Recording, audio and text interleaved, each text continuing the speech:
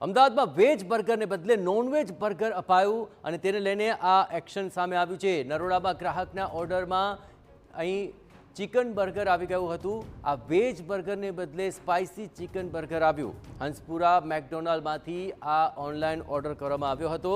જાહેર રોડ પર ન્યુસન્સ અને ગંદકીને લીધે આ એકમ સીલ કરાયું છે, જ્યાં સોલિડ વેસ્ટ વિભાગે મેકડોનાલ્ડ એકમને સીલ મારી દીધું છે। તો ગંદકી અને આ તમામ બાબતોને લઈને આ મહત્વપૂર્ણ કાર્યવાહી કરવામાં આવી છે। જાહેર રોડ પર ન્યુસન્સ અને ગંદકીને લીધે આ એકમ સીલ કરી દેવામાં આવ્યું છે। આપણે જણાવ્યું કે સોલિડ વેસ્ટ વિભાગે આ કાર્યવાહી કરી। વધુ વિગતે વાત કરવા જોડાઈ રહ્યા છે ટીવી 9 સંવાદદાતા જિગ્નેશ। આખરે આ સોલિડ વેસ્ટ વિભાગની આ મહત્વપૂર્ણ કાર્યવાહી છે, શું હતો આખો સમગ્ર મામલો અને હવે આગળ શું કાર્યવાહી?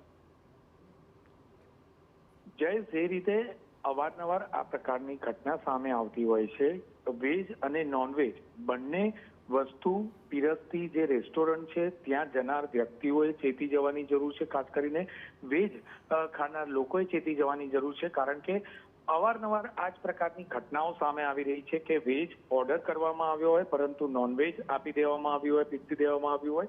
નરોડા વિસ્તારની આ ઘટના છે કે જ્યાં ગ્રાહક દ્વારા બર્ગર મંગાવવામાં આવ્યું હતું, જેના બદલે ચિકન બર્ગર તેને આપી દેવામાં આવ્યું હતું।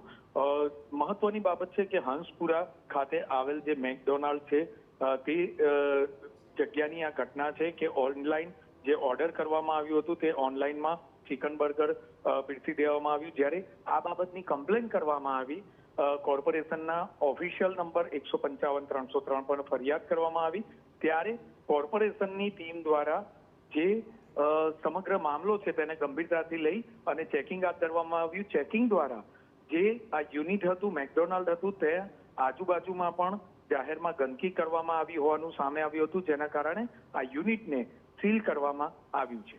જયેશ, બિલકુલ જિગ્નેશ। તો જિગ્નેશ જણાવ્યું તે પ્રમાણે આખરે જાહેર રોડ પર ન્યુસન્સ ફેલાતું હતું, ગંદકી પણ હતી, તેને લઈને સોલિડ વેસ્ટ વિભાગે આ એકમને સીલ કરી દીધું।